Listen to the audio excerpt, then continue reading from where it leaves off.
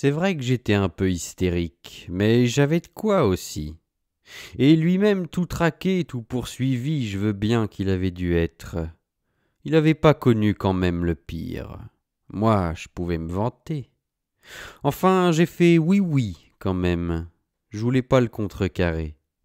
C'était notre dernière capsule, Jugendbits. C'était bien simple. On était si repérés tous, nous, moi surtout en particulier. On sentait si mauvais tous, si fort qu'on se gourait un peu davantage de direction. Il n'y avait plus qu'à aller s'effondrer ici ou là-bas, chez les flics du Scotland ou chez ceux de Calais. Dans la poigne, on était attendus partout. J'aurais même plus osé entrer à l'hôpital, moi, merde. J'aurais crevé plutôt dans la rue pour que mon cadavre les fasse encore transpirer. Marre de l'hôpital aussi, tant qu'à faire. Et sans papier, nom de Dieu. Marre d'hôpital et de tous les bienfaisants du monde, c'est rien que des poisseux et des traîtres, des espèces de bonbons. De ma famille, je cause pas. C'était sûrement le plus fatigant, il aurait fallu que j'explique avec eux. Pour eux, j'étais coupable. J'en avais marre plus que tout, moi, d'être coupable, marre jusqu'aux tripes. De quoi coupable ? J'y aurais découpé la gueule à mon père, moi, en 18 tranches. Lui qui était si instruit, si parfaitement sûr d'honneur et tout. Pour qu'il me le dise alors à moi là, un bon coup, à plein tromblon, sans mironton, sans charade, sans bigoudi. De quoi qu'il croyait vraiment, qu'il me croyait coupable. Même si je l'avais décarcassé en plus de haut en bas, mon père, il savait rien de quoi qu'il m'aurait bien pu répondre. Il avait rien dans l'urne, mon père, rien que des mots, comme tous les énervés de son éducation, des gros, des petits, des élégants, des sournois, du vide, pour obéir, discourir et péter, les yeux pour ne rien voir et pleurer en rage sournoise tout son romantisme châtré par 20 ans de bureau, pour me pleurer, moi, sans doute, bien content dessous si on m'avait tué ici ou là, son petit vœu, débarrassé. Il s'en foutait jusqu'au trognon, pourvu que sa misère à mon père, qui connaissait bien, on la lui laisse, à lui intégrale. Sans moi, c'est 45 ans aussi qu'il demeure à pourrir, à rager, geindre, au bord de la catastrophe. De tout l'abattoir en plein rendement qu'il entendait bien, il voulait retenir que le bruit des journaux. Si je finissais par être si inutile que je puisse plus gagner ma croûte, que je pisse dans mon froc jusqu'à la fin de mes jours, ou sois sourd comme un pot, et que je leur retombe sur les cassis à mes parents, alors je le présume, mon père, déjà en train de rouler ses gros yeux dilatés par l'orage de l'imagination, s'en faisait éclater les mandibules à bégayer ses conneries. Il y a une chose plus infecte encore que la pire cruauté du sort, c'est d'être obligé de revivre ce qui est fini.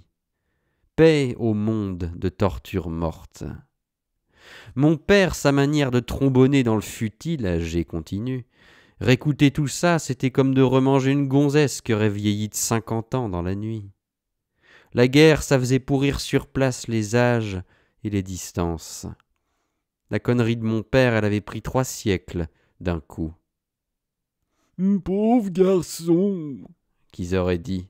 nous qui avons tout fait pour son bonheur, regardez comme il est amoché à présent. C'est vraiment trop atroce. Vraiment, il aurait mieux fallu, on dirait. Oh, c'est trop abominable, mon Auguste. Ainsi les pères antiques. Fallait tout redouter de la famille. Les enfants, c'est pour vous donner raison, coûte que coûte. La famille, c'est un viol qui continue, guerre ou pas. Fallait mieux que je pense personnellement à mes oignons, mais d'une manière moderne.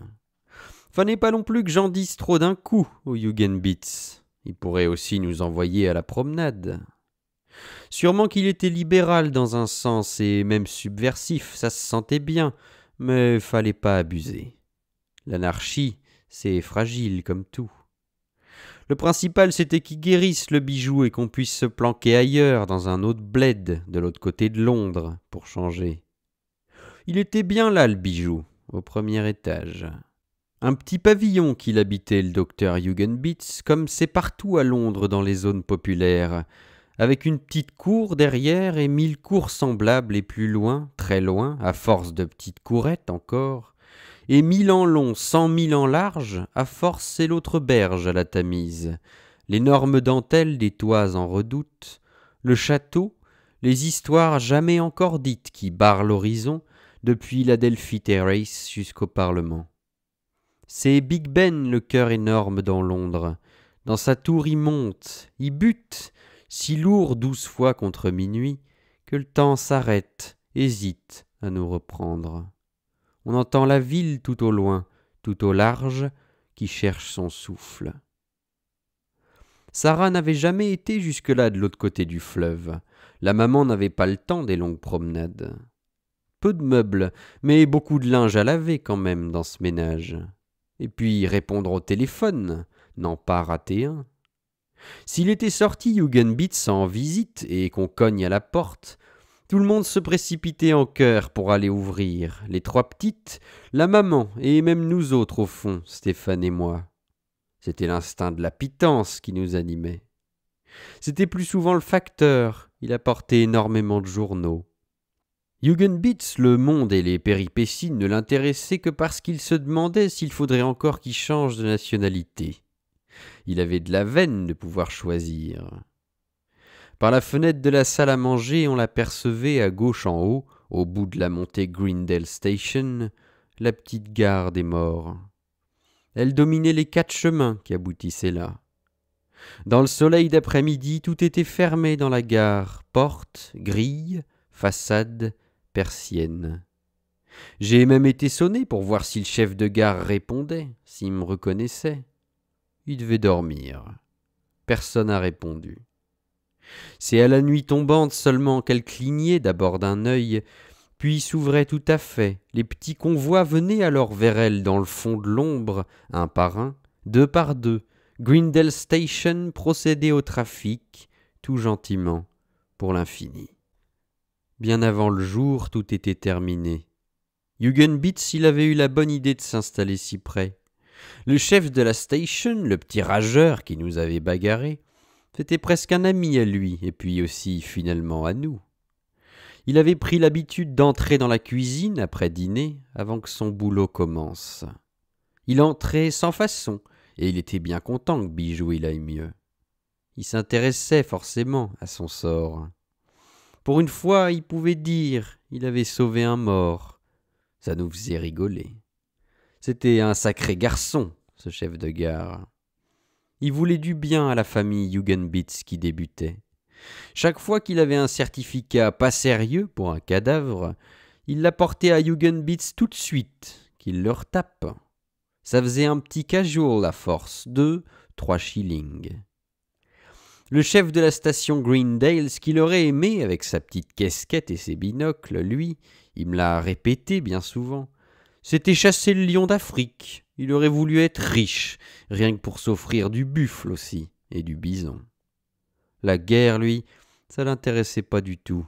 Il trouvait ça ennuyeux et confiné. Quant au sentiment, il n'avait pas eu de veine. Sa femme l'avait quitté 3 jours après son mariage pour s'enfuir avec un mécanicien dentiste jusqu'à Melbourne, en Australie.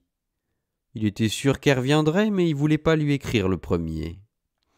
Depuis 17 ans, il avait son adresse et voulait pas lui écrire le premier. « Je suis entêté, je plierai pas », qui disait. Au fond, tout de même, il avait du chagrin quand il en parlait, et c'était l'heure des soirs d'affluence. Il se dépêchait alors de vider sa tasse. On le voyait encore au loin grimper la petite côte à petits coups de lanterne. C'était fini, il avait disparu.